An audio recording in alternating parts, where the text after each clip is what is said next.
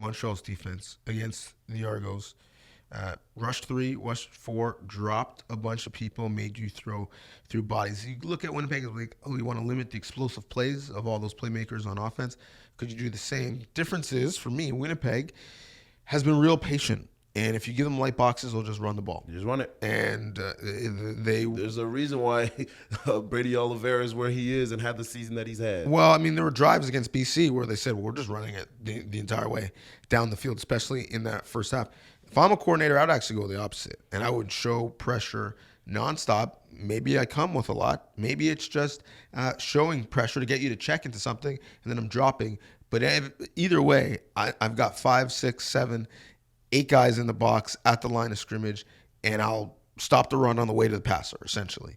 And if I die that way, well, it'll be a quick death, and I'll give the ball back to my offense and not a slow death, and you're taking the air out of the football and running the clock. But I'm not a defensive coordinator.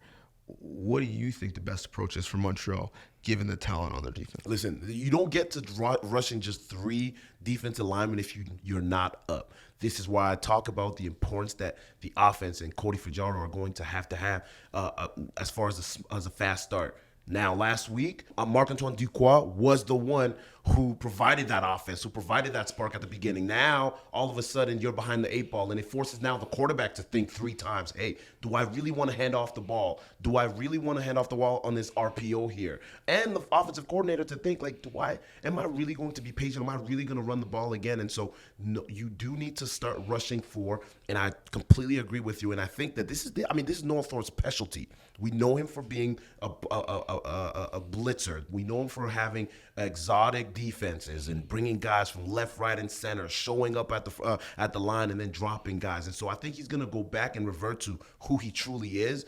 But like I said, what they want to do as the Montreal West, what they want to do is be up and have a good start so that they can be up. And now you have to start to guess what is going to happen on defense. And so to me, yes, bring all the pressure that you can, force and cause turnovers like you did in the Eastern Finals, and then now you can start to drop your guys and force the other team to run the ball, to not just to kill the clock, but also to stop them in front of you.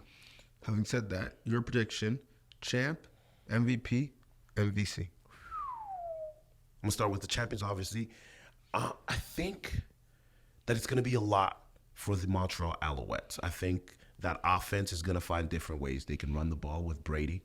They can pass the ball around. Zach is a guy that's been there multiple times. He's always poised, and I think that he is going to be able to lead them to victory. The MVC? MVP, I'm going to go with Zach Collaros. I think that he's going to play the game of his life. I think a lot of people were very critical of the season that he's had. It's not been his best season, and as great as he's been, I think he hears those words. He hears those comments, and he is going to show up when it matters the most for the Winnipeg Blue Bombers. Zach Collaros is going to be the MVP, and when you talk about the MVC, it's hard not to look at Brady Oliveira, because I do believe that Coach O'Shea is going to say, turn around and give the ball to our MOP.